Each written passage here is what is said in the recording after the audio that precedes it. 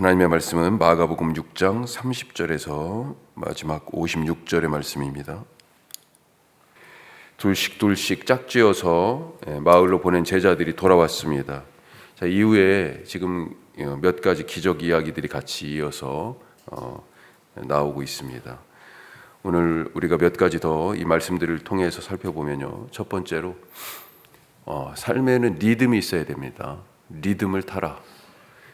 리듬 없으면 사실은 엄청 힘들지요.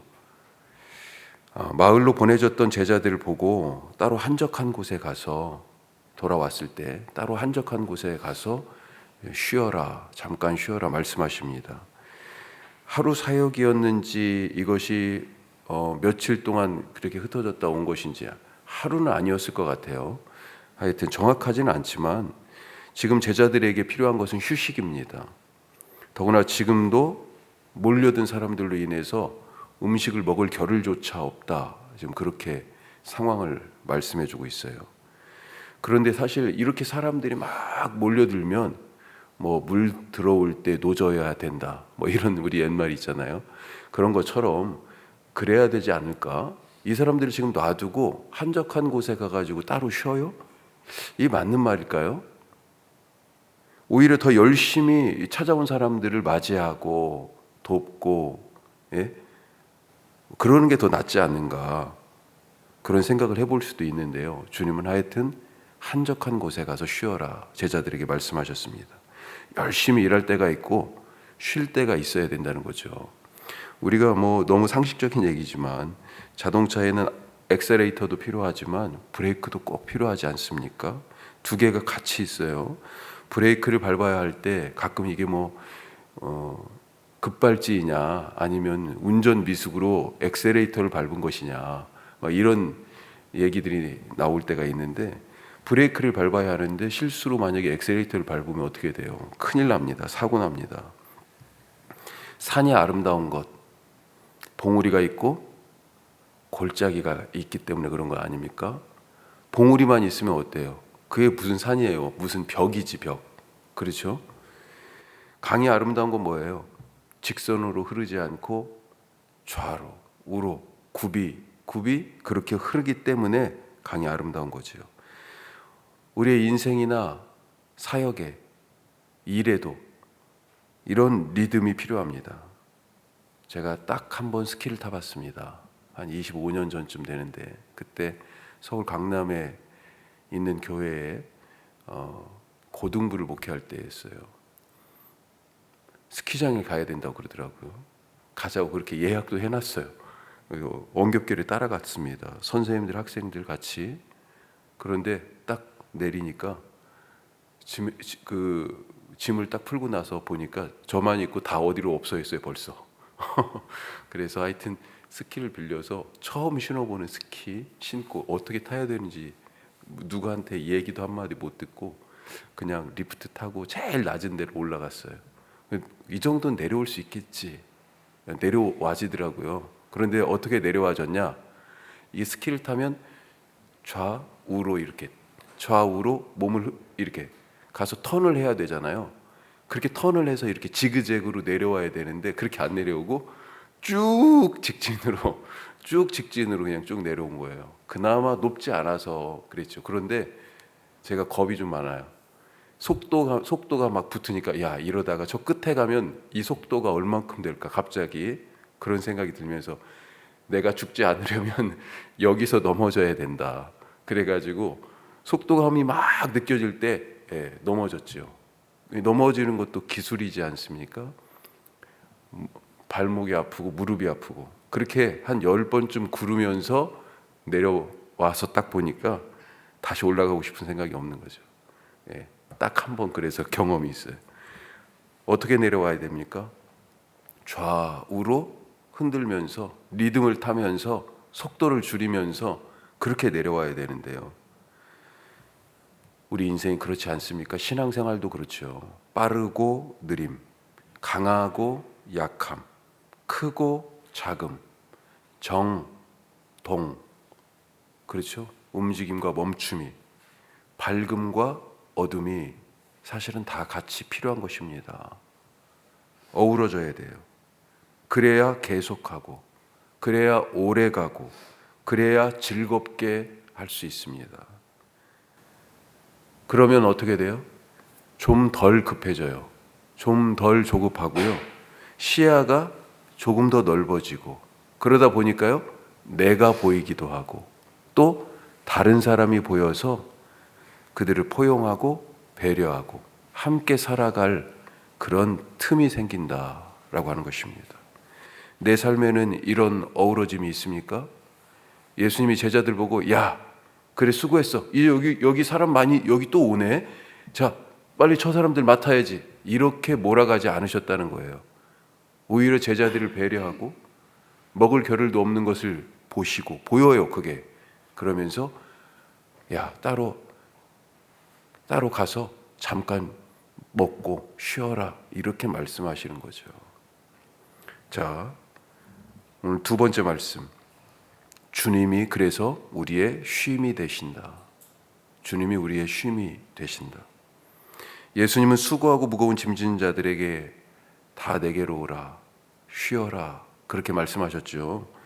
제자들에게도 오늘 말씀에 저기 가서 사람들 없는 데서 잠깐 쉬어라, 그렇게 말씀하시네요. 그래서 찾아온 사람들에게는 미안하지만 이제 여기서도 이게 안 되겠다 싶으셨던 것 같아요. 아예 배를 타고 잠시 그들을 피해서 한적한 곳으로 제자들과 함께 가십니다. 예수님도 같이 가시는 거예요. 하지만 예수님 일행이 가는 것을 지금 사람들이 저분 예수님이 지금 제자들하고 같이 가시는구나, 이게 보입니다. 그래서 그걸 보고 사람들이 쫓아오죠. 자, 33절에 보니까 어떻게 돼 있습니까? 이르시되 그들이 가는 것을 보고 많은 사람이 그들인 줄 안지라. 그러면서요, 모든 고을로부터 도보로 그곳에 달려와 그들보다 먼저 갔더라. 지금 예수님 그리고 제자들 이렇게 가는 것을, 배를 타고 가는 것을 보고요, 야, 지금 막 사방 마을에서 사람들이 나와가지고 저기 가셔 하면서 예수님은 배 타고 가시고 사람들은 막 지금 걸어서 쫓아가는 거예요. 자, 이들을 보시는 예수님의 시선 어떻습니까? 그 뒤에 말씀에 나오죠. 34절에 같이 한번 읽어보겠습니다. 예수께서 나오사 큰 무리를 보시고 그 목자 없는 양 같음으로 인하여 불쌍히 여기사 이에 여러 가지로 가르치시더라. 밤이 되도록, 해가 저물도록 그렇게 가르치시는데 이들을 어떻게 쳐다봤다고요? 어떤 마음, 어떤 눈이었습니까? 목자 없는 양. 이 목자 없는 양 같다는 표현이 구약에도 나오죠. 두 가지 생각해 볼 수 있는데, 하나는 열왕기상 22장 말씀에 북이스라엘 왕, 가장 악한 왕 누구예요? 아합이 전쟁욕에 사로잡혀가지고 그때 아람과 전쟁할 때 예언자들을 불러가지고 물어보게 되죠. 왜냐하면 유다 왕 여호사밧이 올라왔었어요. 같이 연합해서 이제 싸우게 되는데 그것도 연합하자고 막 그래가지고 그때 예언자가 한 얘기가 이 목자 없는 양 같이 된다. 이스라엘이 너 가서 싸우면 너 죽게 된다. 그러니 이스라엘 백성들은요, 왕이 없으니 목자 없는 양같이 된다. 전쟁에서 진다는 얘기를 그렇게 했던 거죠. 민수기 27장에 보면 모세가 하나님께 간구합니다. 이 이스라엘 백성들이 이제 목자 없는 양같이 되지 않도록 한 사람 세워주세요. 자기가 죽을 때가 점점 가까워서 그런 말을 하는 것 같아요. 그러니 하나님이 뭐라고 대답하셨어요? 여호수아 있다. 여호수아에게 안수해서 세워라. 이런 말씀을 하시죠. 지도자가 없는, 인도자가, 리더가 없는 그런 공동체. 이 지금 예수님에게 오는 이 이스라엘 백성들을 보면서 갈 곳이 없는 거잖아요. 누가 이끌어 주는 사람이 없습니다. 이 시대에. 세례 요한도 죽었어요. 지금 이게 세례 요한이 죽고 나서 바로 장면이에요. 목자 없는 양같이 갈 길도 모르고 영적으로도 육적으로도 줄인 배고픈 이들을 보면서 예수님이 이들이 지금 어떻게 돼요? 이들이 누구를 붙잡을 사람이 없으니까 지금 쉬어야 되는 예수님과 제자들의 그 쉼까지 방해하면서 우리도 그 진정한 쉼을 원합니다라고 갈망하는 것을 예수님이 보시는 거죠. 그래서 이들을 불쌍히 여기시고 맞아주시면서 먼저 뭘로 먹이셨어요? 가르치셨다 돼 있잖아요. 말씀으로 먹이시고, 그리고 또 뭘로 먹이셨어요? 빵으로 먹이시고. 그래서 오병이어의 기적이 나오는 거죠. 마치 다윗의 노래처럼 여기가 다 잔디에 지금 흩어앉으라고 이렇게 돼 있잖아요. 푸른 초장과 쉴만한 물가의 그 안식을 주시듯이 지금 예수님을 찾아온 이 사람들에게 먹을 것 먹이게 하시고 쉴 곳도 쉬고, 뒤에 53절 이후에 보면 어떤 일이 있어요? 아픈 사람들이 침상째 메고 예수님을 지금 막 쫓아오잖아요. 병에 매여 쉼이 없던 사람들에게는 치료하여 주시면서 쉬게 하시는 그런 은혜를 주십니다. 우리가 쉴 곳, 기댈 곳, 배부를 곳이 어디입니까? 안식을 주님 안에서 누리고 있습니까? 주님 안에서 쉬지 않으면, 주님 안에서 먹지 않으면 그게 쉬는 게 아니고요. 그게 배부른 게 아니에요. 또 배고프고요. 그 안에 있는 것 같은데도 뭔가 맨날 불안하고 두렵고 쉼이 없으니까 주님 안에 계실 수 있길 바랍니다. 뿐만 아니라 내가 또한 누군가에게 그런 안식, 그런 공급이 되어줄 수 있으면 좋겠습니다. 자, 마지막 세 번째로 짧게 그러나 길게. 마가복음에는 없습니다만 요한복음에는 이 오병이어 기적에 대한 사람들의 반응이 나와요. 요한복음에. 자, 오병이어의 떡을 먹었어요. 사람들이 와, 이거 진짜 눈이 번쩍 뜨이는 거예요. 우리는 배가 고프면 눈이 어두워지잖아. 그렇죠? 그래가지고 먹고 나면 야, 이제 숨도 돌리고 눈도 뜨이고. 그런데 그냥 육의 눈만 뜨인 거예요. 이 사람들은 먹을 걸 딱 먹고 나니까 예수가 달리 보이는 거죠. 그래서 요한복음에서는 그들의 왕으로 삼으려고 했다, 그런 얘기가 나옵니다. 예수님을. 마치 뭐가 생각납니까? 맨 처음에 예수님이 세례받고 나서 광야로 가셔서 그때 시험 받으시잖아요. 40일간 있을 때 첫 번째 시험이 이 돌을 가지고 떡을 만들어 먹어봐라. 그러면 네가 하나님의 아들이, 네가 스스로 얘기하지 않아도 사람들이 그렇게 얘기할 거야. 지금 그런 장면이 나오는 거죠. 먹을 문제를 해결하니까 사람들이 와, 우리의 구세주야, 지금 이런 식으로 반응하는 것입니다. 그렇게 모인 사람들, 그렇게 모여서 말하는 그 사람들이 지금 힘이 되는 거예요. 이 사람들만 딱 규합하면 어떻게 돼요? 와, 이거 무슨 일이든지 할 수 있을 것 같지 않습니까? 더군다나 남자만 5,000명이에요. 엄청난 숫자입니다. 그런데 예수님은요, 이 모여있는 사람들을 지금 어떻게 하셨어요? 흩으십니다. 흩으셔. 이게 모여야 힘이 될 텐데, 이 갈릴리에서의 하나님 나라 운동, 갈릴리에서의 이 예수 운동을 더 힘있게 펼쳐나가기 위해서는 이 모인 사람들을 가지고 동력을 삼아서 뭔가를 해야 될 텐데, 이 사람들을 흩으셔요. 먼저 제자들을 배를 태워서 건너편으로 보내시고, 그리고 예수님 혼자 남아가지고 50명, 100명씩 때로 앉아서 지금 떡을 먹었잖아요. 그 사람들이 이제 다 집으로 가 다 보내셔요.